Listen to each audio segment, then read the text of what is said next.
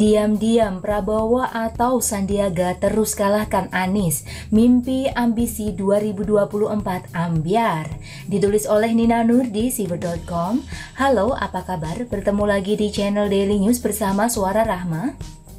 Biasanya saya rehat sejenak dari pembahasan politik dengan membahas hal lain, namun di dalam situasi wabah corona sekarang jadi sebaliknya. Kita rehat sejenak membahas soal COVID-19 dengan membahas tentang pencaturan politik, terutama terkait Pilpres 2024. Kejauhan? Enggak lah. Soalnya ada yang sudah jungkir balik memanfaatkan segala yang bisa dimanfaatkan buat mencari panggung. Demi dikasih yel-yel gubernur rasa presiden, apapun dimanfaatkan. Apapun kendala juga berusaha disingkirkan dengan segala cara. Dasar niatnya nggak benar, sudah jungkir balik, malah kena salib orang lain, hehehe. Sejak awal tahun ini, beberapa lembaga survei merilis survei elektabilitas terhadap beberapa nama tokoh utama di dunia politik tanah air terkait Pilpres 2024.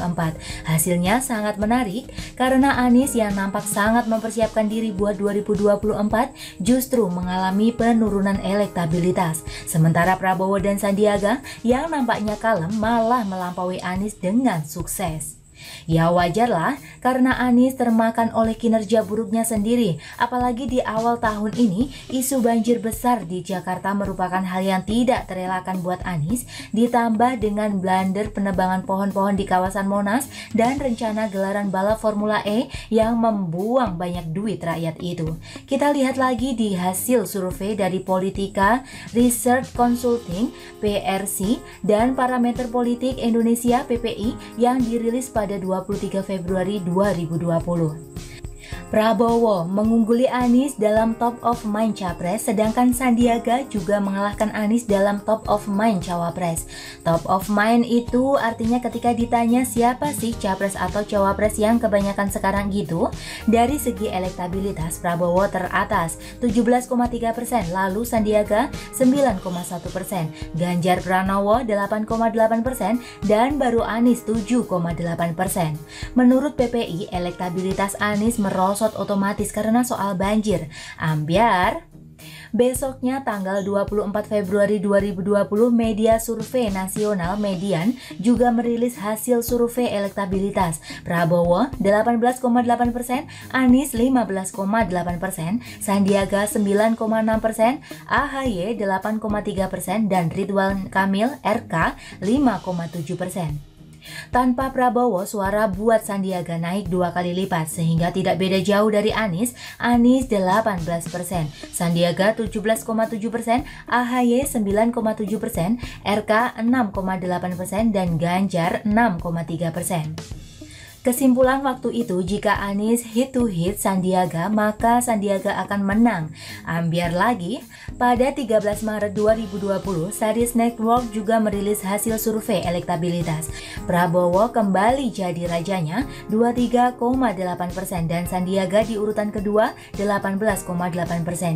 Jika nama Prabowo tidak ada, Sandiaga berada di urutan pertama 27,3%, lalu Anies 20%, Ganjar 14,9%, dan RK 10,2%. Jika dibandingkan dengan hasil survei Cyrus pada bulan Juli 2019, Prabowo mengalami kenaikan suara besar dari 16%. Waktu itu Prabowo di posisi ketiga di bawah Sandiaga 23% dan Anies 19%. Sedangkan Anies disebut menurun tajam dari 19% ke 13%. Lagi-lagi ambyar. Nah, yang terakhir survei dari Carta Politika yang dirilis hari Minggu kemarin 29 Maret, namun Prabowo jadi yang teratas Pak dalam skema pilihan 18 nama, 7 nama, dan 5 nama. Dan ketika nama Prabowo tidak diikut sertakan dalam skema 3 nama, Sandiaga lah yang jadi pemenang. Sandiaga 29,2%, Anies 27,3%, dan Ganjar 21,9%. Sandiaga juga unggul dalam berbagai skema pilihan lain berdasarkan bidang khusus. Misal dalam hal tokoh yang dinilai mampu menekan angka pengangguran, Sandiaga di urutan pertama 23,2%, lalu Prabowo 11,8%, Anies 11,4%, dan seterusnya.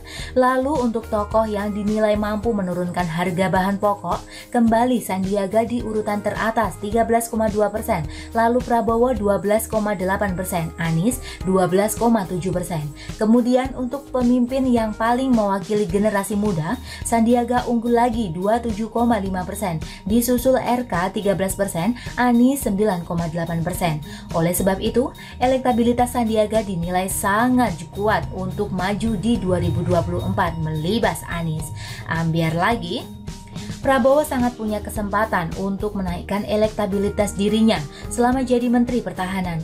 Banyak peran dan kegiatan yang bisa dengan secara otomatis menambah kepopuleran Prabowo. Misal waktu Prabowo menjenguk para WNI dari Wuhan yang menjalani karantina di Natuna. Kegiatan ini mendapat liputan media dan reaksi yang positif. Lalu ketika Menham menyediakan pesawat untuk menjemput peralatan kesehatan di Cina buat menanggulangi wabah corona. Gak perlu jungkir balik lah, nama Prabowo otomatis terangkat. Sementara Sandiaga yang bermain di luar pemerintahan, saya kira mendapat berkah dari ketidakbecjusan Anies. Saya melihat adanya semacam anggapan bahwa Sandiaga masih diharapkan untuk kembali jadi wagub di DKI Jakarta untuk memperbaiki ketidakbecjusan Anies dalam bekerja. Misal dari sisi pengelolaan anggaran dan solusi buat para pengangguran di Jakarta. Walaupun OKOC tidak laku dan bisa dibilang gagal total, namun sebagai pengusaha Sandiaga tetap dinilai lebih bisa dan lebih kreatif menciptakan peluang usaha dan pekerjaan ketimbang Anies. Elektabilitas Anies juga menyungsep gara-gara membiarkan kursi wagub kosong selama lebih dari 1 tahun. Coba saja ada wagub dan wagub ini kinerjanya bagus melebihi Sandiaga. Saya yakin elektabilitas Sandiaga tidak akan meroket macam sekarang. Ya, udahlah, gitu aja. Kita lagi nyenengin Pak Prabowo dan Sandiaga aja kok. Perjalanan masih panjang dan saya sih masih tetap mendukung Ganjar Pranowo. Hehehe. Sekian dulu dari Kura-Kura. Dan bagaimana menurut Anda teman-teman? Silahkan tulis komentar di bawah. Jangan lupa like, subscribe, dan share ke media sosial Anda. Artikel ini bisa dilihat secara lengkap di halaman siword.com. Terima kasih sudah menyaksikan channel Daily News hari ini.